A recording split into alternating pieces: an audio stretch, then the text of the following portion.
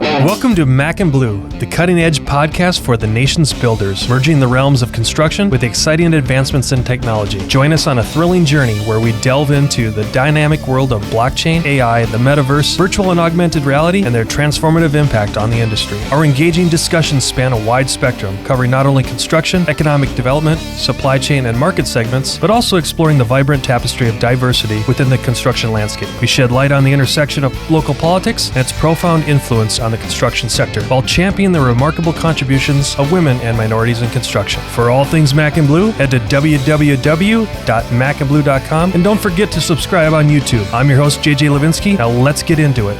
Hi everyone, welcome to another episode of Mac and Bleu. I'm your host, JJ Levinsky, CEO and co-founder of Bleu. Today, I'm fortunate enough to have the dynamic duo of Sidney Hawkins and Hailey Rasmussen, both with Canyon State Electric. Sidney's the safety and training director, and Hailey is a human resource specialist over there. Did I get that right? You got it correct. Oh, that's good. At least you're not on double secret probation until you get back to the office, right? So today, this is going to be an interesting topic. It's going to be mental health in construction. Kind of a taboo topic when you talk to everyone else. Behind the scenes, just so everyone knows, we've been trying to get Sidney in particular on to talk about, have this discussion, if you will, for quite some time.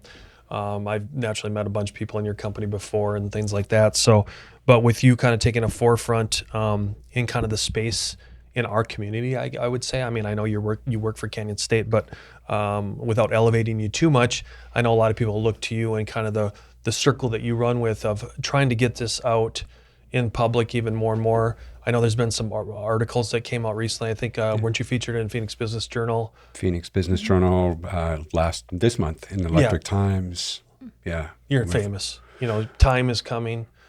Most people don't even know what that is anymore because periodicals went away a long time ago. I stopped signing things just so I could start charging. Well, anyway, welcome to both of you. Thank you. Before we get into the heart of today's topic, people always want to know a little bit about you so they can feel connected, whether they're listening or watching on the podcast. So maybe, Sidney, you start first and just kind of how the hell did you get into this racket? How long you've been at Canyon State? Kind of just a little bit about, maybe even some educational background. What qualifies you to sit here today other than winning the lottery? Yeah, I got started in construction about 3 decades ago. Started digging ditches, worked my way through the ranks, went through the apprenticeship school program, got my MBA, got into the office, and just quite easily, when I see something that needs to be fixed or a gap somewhere, that's usually, most people tell you it's a bad habit, but I jump in and start doing things. And sometimes it gets me in trouble, but it's kind of where we landed with this 4x5 program, is we saw that there was a huge problem with mental health in construction, and that's when Hailey and I kind of sat down and said, how are we going to fix this? How are we going to raise awareness? Okay. We'll get into the 4x5 in a minute. Yeah. How about you, Hailey? This is my first year and a half in construction industry. I moved from Washington last year. State or DC? State. Okay. So very cold, very gray. So I wanted some heat, so I moved here. One extreme to the other. Right. I love the heat, so this makes me very happy. Yeah. But when I started at Canyon State, I kind of heard briefly about the 4x5. But my dad actually took his life just 3 years ago, 2019, and he was actually in the construction industry. So very personal. Yeah. So that's when I heard this. I was like, I want to be involved. When and where? What are the plans? Let's figure it out. So Canyon State has been very grateful to give me any and every opportunity to be involved in this 4x5 program. Nice. Yeah. So let's start at the heart. Before we get into all the programs and the things that you guys have implemented, that's the cherry. Let's talk about the down and dirty of this topic. Yeah. Mental health in construction or suicidal thoughts or all that kind of stuff. Humble the audience of data, statistics. How bad is it? And how bad is it swept under the rug up until people like you are exposing it?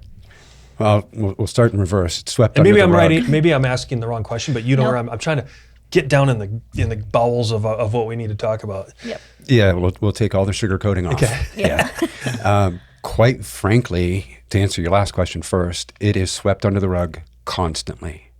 As an industry or society or both? Both. I Both? would say, Yeah. Yeah, and a lot of our industry is recognizing it, but there are still those holdouts that are more of what I would call the old school. Hey, we're old school, brother. I know. That's why I'm trying to make sure it doesn't keep going on and change this next generation. But no, really what it is, it's the program is called 4x5, 4x5. Okay. What's the meaning of that name, or are you going to explain that? Death by suicide in construction is 4 times higher than the national average. And the top fatal 4, as they call them, falls, cuts, struck, and electrocution, is 1/5 of the fatalities compared to construction suicide. So 1,000 deaths per year from those 4 on a job site.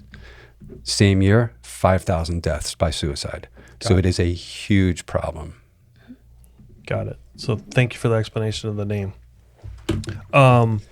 What prompted or precipitated you and Canyon State then to take such an aggressive approach with this, other than maybe like situations like Hailey where it's personal, and I'm sure it's personal to everyone, but what prompted this?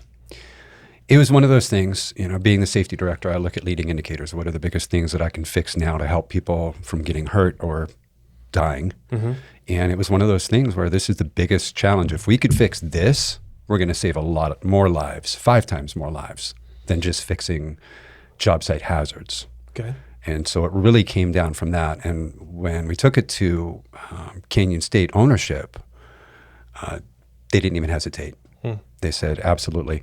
And we've since moved it outside of Canyon State. It is not a part of Canyon State, even though our day job is Canyon State. It is its own nonprofit. That's how how much they realized the importance of this program, is they went down and filed for their own 501c3. What and then has the rest of the industry embraced it as far as supporting the nonprofit? I mean, are you, whether it's like, I'll use your trade. So it's not just electricians, it's you're across all disciplines, whether it's general contractors or the trades specialties. Has the community embraced you and kind of brought it in as well? I believe they have. Yeah, there have been a lot of companies that have embraced it. There are some that are like, oh, no, we don't have that problem. Oh. When in actuality, it's like, no, you do. So they're still in that river in Africa called denial. Yeah, exactly. Yeah, exactly. Yeah. There's some of them, and I don't know if we could mention, but sure. Yeah, okay. One in particular, and there's been more than one. There's been dozens. Kitchell. Yep. Their safety director is now part of our organization, 4x5. We've applied for and received grants from them. Is that state or federal then? The grants. State. Okay. Well, the grant is actually from Kitchell. Oh, got it. They have their own foundation. They have their own foundation. Okay, yeah. sorry. But we've engaged, Kitchell, McCarthy, Sunt. The list goes on. Good. But most of the involvement, the engagement, the willingness to participate is actually coming from a general contractor's level, which, not to say subcontractors aren't reaching out, but because they're general contractors, they now impact 20 other trades on the job site. So for us, that's just golden, because now they're heavily involved in the 4x5 program, and they are preaching it. They're spreading the message through their trades, through their jobs, in state, out of state, everywhere. What if we go into the guts of the 4x5 program? So let's say I meet you for the first time and it interests me. What does the first introduction of 4x5 look like? So we'll sit down with you for about 15, 20 minutes, just basically get to know you a little bit better. Why did we interest you? Tell you more about the 4x5, and we can set up like mental health seminars that we can get mental health certified, and you can get someone on eventually we'd like to have everyone on a job site, at least one person, to be mental health certified to recognize the science of this. But we'll talk with them, spend some time with them, and see if they want to be a part of this, and hope that they are, and we can better their lives and make it help better ours. So let me understand, is that just at the management level, or are you actually surveying and doing audits with the frontline workforce? Anybody and everybody in construction, from the construction managers, CEOs, all the way down to day labor. But is it anonymous on that first? Like, I guess what I'm hearing you, Hailey, is like, let's say I'll put my Blue Wave hat on for a minute, and you're CSE, and I want to be partners with you. You come in, and I'm like, wow, this sounds good. But how do you get to, I guess what I'm asking is like, do you interview all of my employees? No. Okay. Okay. When someone shows an interest in the program, okay, we'll have maybe even if it's a Zoom meeting, we'll sit down with 15 minutes, kind of figure out where they're coming from, what direction they like, why they're interested in the program, and then get them up to speed. The first thing is get them to be mental health first aid certified, which we can do. Okay. And then they become one of our ambassadors. And then they wear stickers on their hard hats or their helmets. And they are now known, or hopefully in the coming years will be known as, that's someone I can go talk to. And when you talk to an ambassador like Hailey or myself, when you reach out because of personal poor mental health issues or addiction problems or all the way down to thoughts of suicide, we're the ones that are going to have that conversation. It's completely confidential. Hailey's talked to people, I don't know who they are. I've talked to people, she doesn't know who they are. And that's the way it works. When it comes to those individuals reaching out, our phones are on 24/7. Just last week, I took a phone call at midnight from someone who was having a really bad time. They'd had some addiction issues. They wanted help. Yeah. And I'm usually dead sound asleep at midnight, but my wife was elbowing me. She goes, your phone's ringing. I said, okay, fine, I'll get it. She goes, no, if it's ringing at this hour, somebody needs help. Yeah. And You're probably did. glad you took the call. I was. And I think this individual was also happy about it. Yeah. And we provided a lot of resources for this individual. And You mentioned something. I actually am aware of this, but I have a funny feeling a lot of people aren't. Go back and talk about mental health first aid certified, because I have a funny feeling a lot of people don't even realize that's something within their safety program. yes. Talk about that. Yep. So it's an 8-hour course. We try to do it virtually because it's a very taxing. It's very heavy. A lot of statistics, a lot of suicide, conversation. yeah. So that way, if someone's online, they can just click off, take some time. I know the first time that I did it, I needed to take some space, but we give you that time to process, and we do it normally on a Friday, so that way people have the weekend to recoup. But it's an 8-hour course online, and Sidney has actually become mental health certified instructor. So now he can now teach the classes instead of us waiting to have someone else teach it for us. Okay. Which is where we've been for a while, like, oh, class is getting pushed off, it got canceled. So now we actually have someone who is going to take the time and do it as often as we need to help as many people get certified. So do you have a larger network now to help certify other people? Or how big's your net right now with that? How low can you go? Sidney just hit the eject button in the studio here. At least it's not the shock button. Yeah. But do you know what I'm asking? Like, outside of you two, how many other people in your ecosystem can teach this Friday session? Oh, can teach it? Yeah. Teach it. Nobody? None. Just you guys? Okay. Yeah. So you're looking to probably expand that then in the future? Yes. Okay. Yes. Our first goal is to get more ambassadors out there. Got it. And then once we start to That's why we're on this podcast. So yeah. you can broadcast, like, everyone, call them tomorrow. oh my Lord. There goes At my midnight, too. Make it hard on Sidney. phone. It better be for a good reason at Get midnight. calls tomorrow morning, be like, I've got like 4 calls. That's not No, right. but Yeah. I'm not coming to work today. But you see, like, again, I want to use this platform with the podcast where you guys can reach out. Okay, so that's cool. Now, talk to me. If I was interested in being an ambassador, what does that look like? Either one of you. To be an ambassador, really, we send out a questionnaire, and that's our first gauge. And I'll be blunt. I've got some ambassador forms back, and the reason is, why do you want to do it? We ask very probing questions because we want to see what's really there. Right. And you can get rejected as an ambassador in my book. One guy said, I just like people. I was like, okay, well, so do a lot of others, and that doesn't necessarily qualify. Dig a little more deep, dug a little deeper, and it just wasn't there. Yeah, Yeah, Yep. you really know. But right now, I think we have about, last count, about 3 dozen ambassadors. Well, that's good. Yeah. Yeah. But the process is obviously, first step, mental health first aid certification. And then after that, there's even more training that we would put them through, like communication skills. We want to make sure that they understand HIPAA laws. ADA rules, because mental health can be, I don't know all this stuff. This is why we get HR involved. We have to be careful with we the got ADA stuff. legal counsel over here, Yeah, so there you that's go. good. I can help in some sort of way. Yeah. So we put them through a process to make sure that they are the right person, not just to put another sticker on their hard hat, so to speak, or have Yeah. another certification in their pocket. Just to make sure, because we don't want to put somebody out there with our 4x5 stamp ambassador and then have them just completely blow off somebody. And that's one of the caveats is you get that phone call at midnight, You have to take you it. have to take it. Well, your moral obligation is to take it, yeah. Yeah. Yep. And we require that, and we require follow-up, and we require notifications like, hey, I did talk to somebody. I don't know details, but we want to kind of figure out how many people are out there. And the further and the deeper we get into this effort, this program, the phone rings more and more and more. Got it. Go back to, I'm going to try to, the way my mind works is when I hear you say something, I like try to process like, okay, how can I keep asking deeper questions? Go back to the individual, the midnight call. Mm-hmm.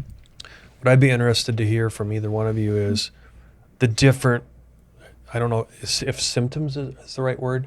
Okay, you talked about addiction. Mm-hmm. We talked about, and then suicidal thoughts or other things.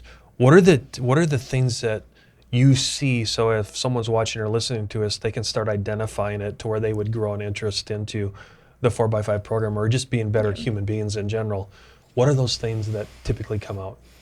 Other than, like, okay, addiction, we get that one, but what are some other indicators and symptoms that you typically see? I would say some of the indicators are like, could you work with someone all day, you know their habits, and if they are eating lunch with you and all of a sudden they start to not, and then they get quiet when they're normally really happy, just kind of like be like, hey, So mood swings, mood temperaments. swing, temperaments, low productivity at work, if they're always late or they're always tired.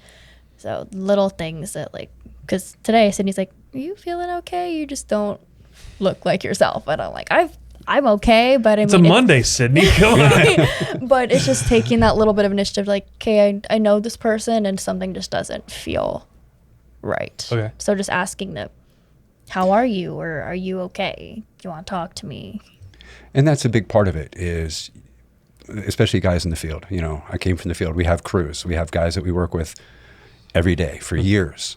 And you get to know their habits. You get to know their family. We spend more time with those guys than we your do with our own biological family. Yeah. Right. And so if you're intuitive, if you pay attention, you see just the expressions in the face, the eyes, even down to the real things you can't see, you know, just the tardiness, the absenteeism, the short fuse. Some of the things too with addiction, you know, whether it's alcohol, drugs, whatever the case may be, these tend to be leading indicators for us. It's like, okay, if you're drinking more and more, a couple beers after work, okay, on occasion, I get that. But if you're going home and it's now a couple beers to a 6-pack and then a 12-pack, there's a deeper rooted problem. And if that goes unchecked, that's where we end up getting into poor mental health. And eventually those drugs and alcohol are not going to fill that void anymore. And now they're looking for the bigger, better thing. And eventually they're going to find their way to suicide. Go ahead, Hailey. Were you going to say something on that? No. What?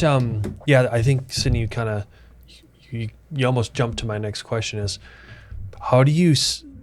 What have you seen? You know, because you, if I can paraphrase this, you guys are still. This is fairly new for the marketplace. What you guys are doing. Yeah. It's awesome. By the way, you know, give yourself a huge round of applause for bringing this to the forefront. But way to go, Hailey. But. Where was I going with this? If as I was listening to you and breaking down those symptoms, Yep. okay, if we can say, all right, we've all kind of been around people, we know addiction, we know this, but now let's bridge that gap of the suicide and the deeper mental health. Right. You know, that looking at coming from 9/11, looking at all of our veterans that have come back from the Afghanistan things. I mean, you're hearing some pretty gnarly data. How does the average person watching or listening identify the difference from addiction to suicidal tendencies? Because to me, that's not a small jump, that's a big jump. It's a big jump, and it's one of those things that you slowly do over time. and you Okay. get more and more and more comfortable with it. It just becomes what's the word I'm looking for? The new norm. It's like, okay, well, I can do this, and that kind of becomes my normal, and then I'm doing this. And before you realize it, you've done more and more and more and more, and now you're on the doorstep of suicide without even realizing it. So it's very subtle. The things that we have to look for as ambassadors, or anyone out there who's even has a concern about someone else on their job site right now, or about themselves, the earlier you can identify it, the faster you can get help, obviously, and the less traumatic it can be. So one of the things, was it 4 months ago? We had a funeral here in Phoenix for an electrician. Okay. And it was a young individual, and nobody really saw it coming, even his friends. But after, everybody has, what's the old saying, hindsight is always 20/20. Right. Now they're looking back and remembering those things of, wow, I should have seen that then. And then, of course, they go down the blame game. And it's like, Yeah. okay, well, somebody else should have too, so it's not your fault. But if you can get a hold of that, get that information up front, then it becomes something that's manageable.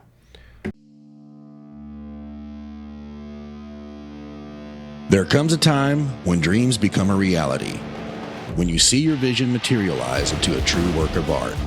And the only way to get there is to choose a general contractor who shares that same vision and knows how to bring it to life. At Blue Wave, we aren't so big that we've forgotten where we've come from, and we aren't so small that we can't care for your projects regardless of their size. When your vision deserves safety, perfection, timeliness, and expertise in order to become a reality, trust Blue Wave to get it done right the first time.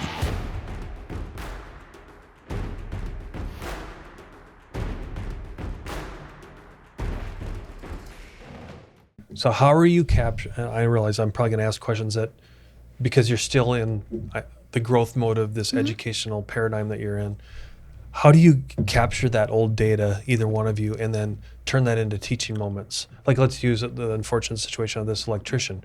Were you able to go back and document those stories and those hindsight things and go, oh, let's turn this into a training type thing of now we can train on this? Are those some of the initiatives you're working on or not? They are. Okay. And obviously because of confidential reasons. Right.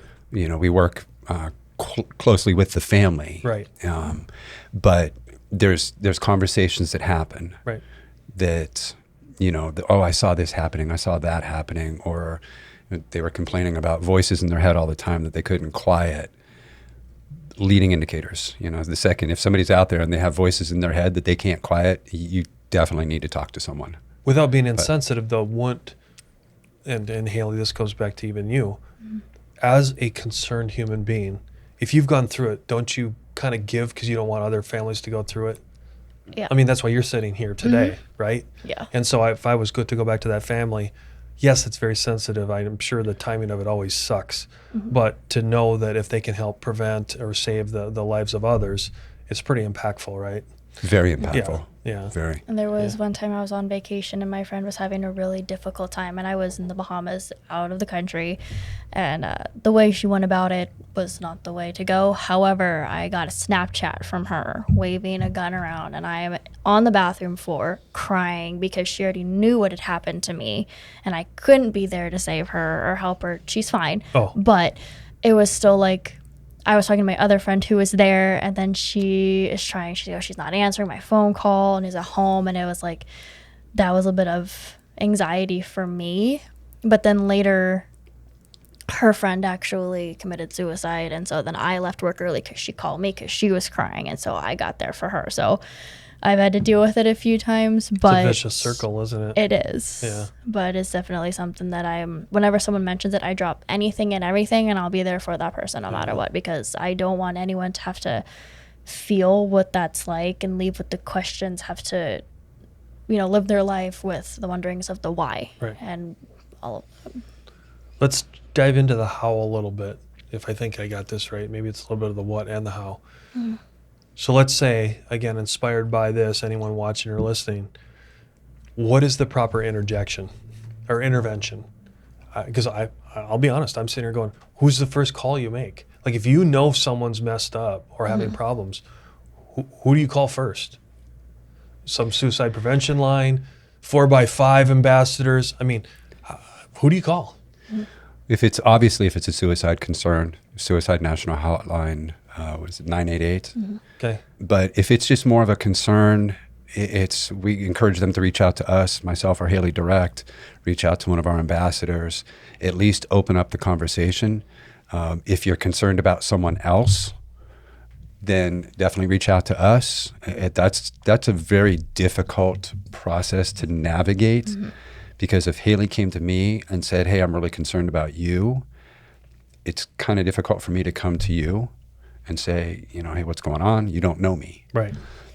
Doesn't mean I'm not going to, and Right. I will be very blunt, and I'll be honest and straightforward about it, and I will judge your reactions in your conversation, and at minimum, and say at least, well, I'm not a professional psychologist, psychiatrist, therapist, counselor, but here's what I'm thinking, even down to the tough question, and this is one that really confuses people, is, are you thinking about suicide? Because a lot of times people say that, and they say, if I'm asking you that, I'm putting the thought in your head. And that's not the case. No. I'm exposing the thought in your head. Right. And now I know about it, and I know about it, and now suddenly it's something that we can actually talk about. So okay, now I got a bunch of questions. Oops, I'm wrecking the mic here. Tangents. Okay, let's go to the psychology part. You said you're not a psychologist or therapist or all those things. How do you get that fraternity and sorority of people? How do you dovetail with them so that this is being done, within the lanes, so to speak? Because I'm not going to throw the liability hat on here, but you're doing a good deed, right? You're doing this for all the right reasons. But the same token, it'd be like me saying, I'm not an architect either. I can tell an architect a lot of things, but at the end of the day, he or she still has to stamp those drawings if we're doing design build together. Same thing that with you guys. How have you dovetailed them in to be supportive and not feel alienated by what you guys are doing with this program? The first thing we do is make sure we have confidential conversations. Right. Outside of that, we can put them in touch with not just a suicide hotline, but peer support groups. Okay, so you've built all that. That's my built all question. that, yeah. Okay. Yeah.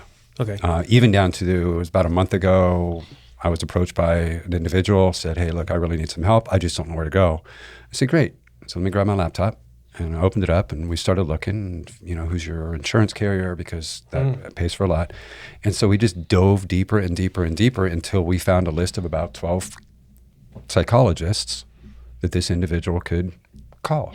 Nice. And I said, if you can't get through to them, and I said, your first, second, third, 12th counselor may not be the one, so don't be discouraged. Come see me and we'll do it again until you find that person. And one of the things Hailey and I will definitely tell them is, this is what we did to help. This is what we want to help. Like it or not, I am going to call you and check on you. So like with this one individual, I think it was about a week ago, and I've put in about 5 calls to him, just text messages, just checking to see how you're doing. Want to make sure you're okay. He's not even an employee of ours, which goes to the whole point of they don't have to be.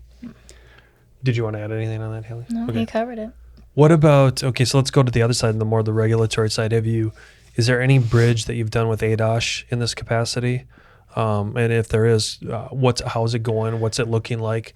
How much support do they have? What's the future look? I mean, we could probably talk for half an hour on that alone, but just try to give, again, the audience some level of participation there. ADOSH is very aware of the situation. Of course, they have their job, and that's to focus on job site safety. Unfortunately, and I think it's public knowledge now, because we work with ADOSH quite closely, and your other hat. My counterpart that I've been working with is now retiring, so now I have to kind of build a whole new process through there. You mean with ADOSH? With ADOSH, yeah. He's I know who you're moving on. talking about. Okay. Okay. Yeah. So I have to work with some other people and figure that out. But yeah, even ADOSH, they've come out to our job sites to do courtesy inspections and just walk our job sites. And on our safety blue boards, we actually have one of our flyers laminated and up there saying mental health awareness. And that was the one thing he focused on. It wasn't the fire extinguisher, first aid kit, SDS book, labor compliant. All he focused on was, I've never seen that posted on a job site. Like, well, you better start seeing it. Maybe you should start enforcing it to be on every job site. But no, they're very supportive. It's been a slow moving train. And of course, now that train has to come out of a different station. But even the register of contractors, Electric Times, anybody else out there that's willing to get us exposure. ADOSH and I think the ROC are the bigger ones because they impact every contractor in Arizona. Yeah. Back to, let's take a snapshot of the time frame that you've had the 4x5 program up and running. What is the goal of kind of acquiring data, analyzing the data, circulating it back to kind of effectuate your plan? Like if you guys actually sat down and mapped that out, like from a strategic standpoint, and said, these are the goals of how we want to grow, almost like a business plan. I'm just curious, have you gotten into that depth? And if so, what is it? What things or what conversations have come out of that you can share? SOPs and business plans, those are in process. Okay. We've got them 90%. But as we move forward through the program, we're also finding that there's little nuances here and there that we need to course correct. But it's been a fast moving train, and one of the nice things about it is no one has once told us stop, slow down. Because you're the biggest advocate out there for Yeah. things that they can't do. Well, that's where I was Yeah. going to go with the second question is has the, and again, I'm not familiar with like the way you guys are, but let's say there's all the mental health experts that are out there. Are they saying, hey, keep going and give us the data and we'll help you? Yes, no? I would not. That's probably not as much. Not as much. Well, because there's my call out to that industry on your Yeah. behalf. Get it Because the way I together. look at it is, if you guys keep doing this and you keep getting good data and good feedback for every person that joins up, think about it as if they're the experts over here that can analyze the data and they turn it back to you and say, here, 4x5, now, we found some things. We found some things in this data that's a telltale sign. Go back and train and educate. You get that circle going. You see how that 360 involvement just keeps going and going and going. Yep. So Momentum. yeah, momentum. And that's one of the things that I think we've gotten to the point now with the last year. I think our momentum is now really starting to take hold. We just had, what was the name of that company? There was another company that reached out. I was out last week. Another company that reached out and said, hey, can you come help us out? It's a local contractor. I know who it is. I don't know if they would want me to say anything, but That's fine. You don't have to. But yeah, it's a local contractor, and they just had suicide in their company in the last month. And that's the unfortunate part. They tend to reach out after. It's like, oh, we just had this happen. Can you come in and talk to our people? Well, yeah. But that's been systemic in everything. It's not just mental health. I Right. mean, you could even, if we go back to how we all started in whether it's in standard stay fee programs, look at no one implements one until they get either fined, something happens, right? Yep. I mean, that's the sad part of it. So it's Yeah. it's systematic of society, not just construction. Yeah, we I like to think we're very proactive with it. Yeah. And a lot of the companies, even if they don't reach out to us and we know that there's issues there, we reach out to them. You know, because tradesmen know, and they say, oh, I got a buddy that works over at this company, and he said his friend is having some issues. Great. What's the name of that company? Yeah. And then I'll open up conversation. Just, you know, not a direct conversation with that individual, but let's get in that company and let's start talking about it. Here's another one. I can't remember if this was in one of the articles that I read about what you're doing with the program. Are there 1, 2, 3, whatever, let's say the top trades within all the trades that when you look at the statistics that just shine up and go, and for all you roofers out there, I'm not picking on you, but let's say, all right, roofers, they're 10 times more suicidal than the average plumber. Do we have anything that says any of that kind of stuff? Yeah, but it doesn't go by trade. Okay, what does it go It by? usually goes by gender and by age. Gender and age. Okay, so gender, age, background, and income. Can you give me some numbers or not? Men are, Men? what is it, 5 times more likely, I think? think I can't remember all the numbers off the top of my head. Men are more likely. Okay. What was it? Like middle age or what? Yeah, middle age. So it's not necessarily the younger generation. It's usually, I think it's the 45 to 55 group. Okay. It's one of the articles that I read. And you said income and ethnicity or not? Yeah. So sometimes your ethnicity can lead into those as well. But another one is family and your family connection. If you have a unconnected family, no support versus a bigger supportive family. That doesn't surprise. I don't think that should surprise any of us, right? No. So whether it was divorced or fostered or abandoned or all of the above. Yep. Yeah. Okay. And yeah, I think you hit on a really good point, because a lot of the poor mental health issues stem from not just your current social situation or your family situation, but from childhood and things that went the traumas unchecked. that we've talked about. Exactly. Yeah. So yeah, a lot of times divorce, getting fired, things like that can really throw somebody into a tailspin. But honestly, there's not really one trade that I've noticed that is more susceptible than another. Here's another tangent, because again, the way my crazy brain works sometimes with other podcast guests and things, we've got into the behavioral sciences a lot, because let's be honest, you're in the same business I'm in, we're just different trades.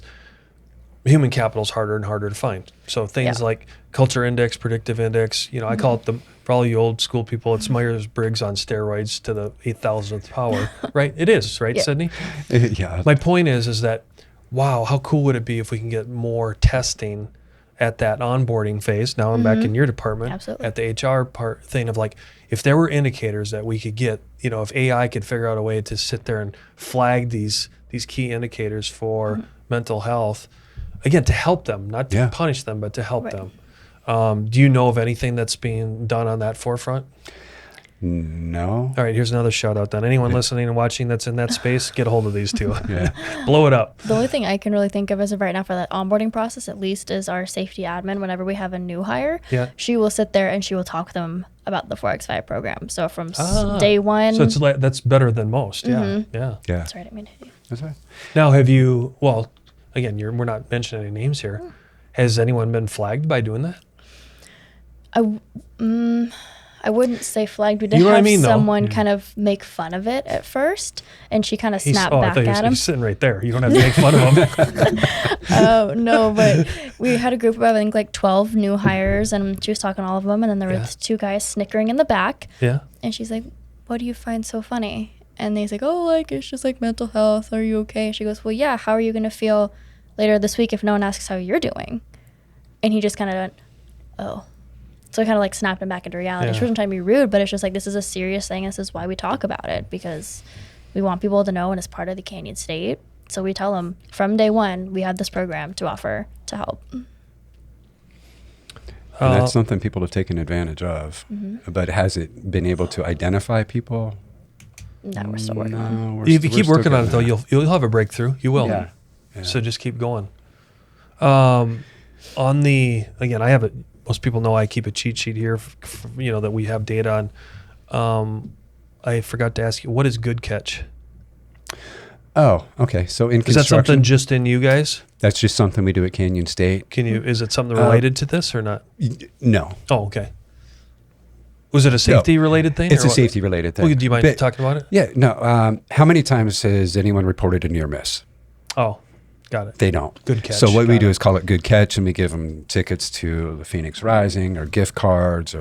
So we'll get in 20, 30 pitchers a month. The safety committee anonymously votes on which one they think is the winner, and they get that. So now we're actually getting the near misses. The similar, who was it? And I don't mind mentioning the name. I always botch their name, Businger, the civil contractors in town. I would remember talking to someone that's equivalent role of you. They had something cool like that and I know there's a lot of other companies out there, but they had a very recognizable program like that too. And they saw the data was really cool, how it just really helped transform. So again, back to this behavioral stuff, it's make it make it ingrained and entrenched and something that people look forward to instead of just this, I got to go check the box and I got to go to OSHA 30 and I got to go OSHA 10 and how all that, it's all attitudinal than it is aptitude. So, yeah. Right. I just want to sit through my 30 hours and be done with it. Right. Just give me my card so I can go back to my job. Whereas the companies that break through, they make it engaging somehow. And God help them how they do it, because I've been on the other side of the fence of, do I have to sit through this again?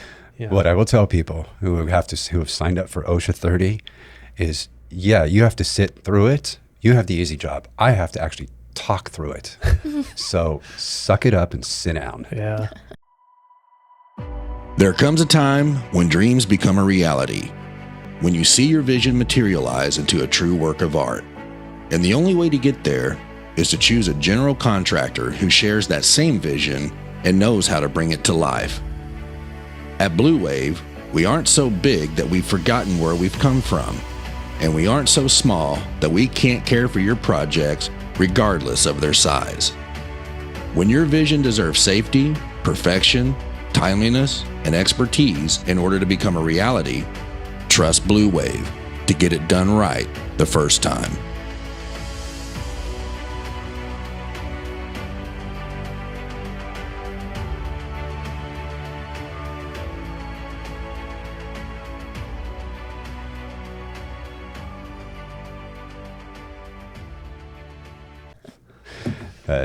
It's What kind of just, we're not done, but the at the point of this interview, if you will, or just nice dialogue, what have I forgotten to ask you, or what in the realm of what you're trying to get out there in this educational space have we not talked about, or have I failed to ask you a question? I think we've covered most of it. I mean, it's not a complicated process. It's not a complicated program. Poor mental health exists. I heard a statistic once upon a time, way back when, that 95% of Americans are dysfunctional. I don't know if that's true or not, but let's go with it. If that's the case, that means 95% of Americans are at risk for poor mental health. And then when you talk, there's not an island big enough for all. There's nope. As Hailey's rowing the boat. Yeah, I'm trying. I could see that the big Titanic in the background. Maybe that's a bad analogy. Yeah, but kind of sensitive, Sidney. Yeah, sorry. No, it is one of those programs that it's not easy to talk about. We will throw it in people's faces because it is a blunt. There's no sugarcoating it. So we will, not rudely, but bluntly tell people this is what needs to happen. I know. And the bigger thing too, and I think you could probably back this up, is even within our own company, when someone comes to us with a question or a concern or a problem of their own, we have that ability to say, okay, our day job is done for the moment, regardless of what we're doing. I can be in the middle of teaching an OSHA 30 class. I will stop the class and go deal with this. Because what's more important? Somebody's life. Somebody's life, exactly. I remember I think I was on a Zoom call or something, and you come in and there's a flyer of the 4X5 on my desk, and it goes, and I'm like, oh, sorry, I gotta go. Someone came into the office and want to talk to us. It's just one of those that, like, our current job halts. Yeah. Because this is part of our job, but this is a lot more serious. No, that's good. That's the biggest thing is even if you can get a culture, and I think we've built a pretty good culture based on the 4x5, is to make sure that you have the support of ownership, of the leaders in the company. Because if you don't, they're not going to let you walk out on an OSHA 30 class. They're not going to let you walk off of meetings to go deal with something that is potentially deadly. Right. Well, awareness and education, we always get back to it, communication, things like that. Yeah. Well, keep it up. I'm just going to repeat it. So if anyone's watching or listening and this intrigues them, you want to get more involved, have questions, Hailey and Sidney, they're available at Canyon State Electric. You also mentioned we've got ambassadors and cohorts over at Kitchell, McCarthy, Sunt, and I'm sure a bunch of other names, but that most people know those names. So reach out to anyone in safety or human resource, and they can probably get you to the right spot. Is that fair enough? Fair enough. Or just call me. Are there any formal gatherings or like symposiums or anything that are coming up at the end of the year into 2024 based on this that you're trying to do? Not yet. Not to put you on the spot, but to get the audience to participate. Right. I would say not yet, but I think that's something that we should think about to do in the future or something. You're welcome. Yeah. You're welcome. Thank you. Yeah, thank you. We do Very good have idea. one thing on the books, and Can you talk about it or not? Yeah. Okay. You know, construction, we love our acronyms. Yeah. Right? Ugh, death by acronym. Yeah. We came up with an idea, I don't know, 6 months, a year ago. It was based on 4x5 being the anchor of this process, and we were going to call it the Phoenix Safety Summit. Oh, that's right. But my marketing guy said, no, let's call it the Arizona Safety Summit. And I'm going, you realize we're all acronyms. Yeah, we're all He goes, assholes. exactly. Kendall's over there laughing, our editor. Don't worry, you are an asshole, so it's all good. We all are. Yeah, we're in construction. But the funny thing about it is, I took it to the president of the company, and I said, yeah, we want to do this thing called ASS Summit. It's, Arizona Safety Summit. I get that, but we want to do this thing called ASS Summit. And he just kind of looked at me like, what? I said, here's how I love it. Go for it. Yeah. He goes, could you imagine a billboard? Come to the ASS Summit at the Phoenix Convention Center. Probably have good attendance. Right? Yeah, maybe Well, the that's wrong like- crowd, but That's like, you guys probably know Barry Chase, Chase Building. He was on, and we were talking about his company, and it was with, how the spelling of his name. And one of their mottos, it was great. I'll have to relive it, but it's like, don't be the ass in Chase. yeah. So there you go. All the taglines, Yeah. love it. Yeah. I love Hey, it. we're in the construction space after all. We're allowed to. All right. Well, I can't thank both of you enough for coming on, talking about a topic that needs more discussion, more attention. Applaud you. Keep it going. If we at Mac and Blue and this, hopefully this gives some added exposure, and let's keep paying it forward. Make 4x5 by 6 maybe, or something weird like that. There Huh? you go. Yeah, I kind of wanted to go from the 4x5 to 5x5. There you go. But Sounds like we're elk hunting. there you go. All right. Thanks Yeah. again, you two. Thank you Thank for you. having us. It's been a pleasure. You've been listening to the Mac and Blue Show, brought to you by Blue Wave General Contracting. Be sure to subscribe to the Mac and Blue podcast on your favorite podcast platform. Follow JJ Levensky on LinkedIn and Instagram. Tune in every Monday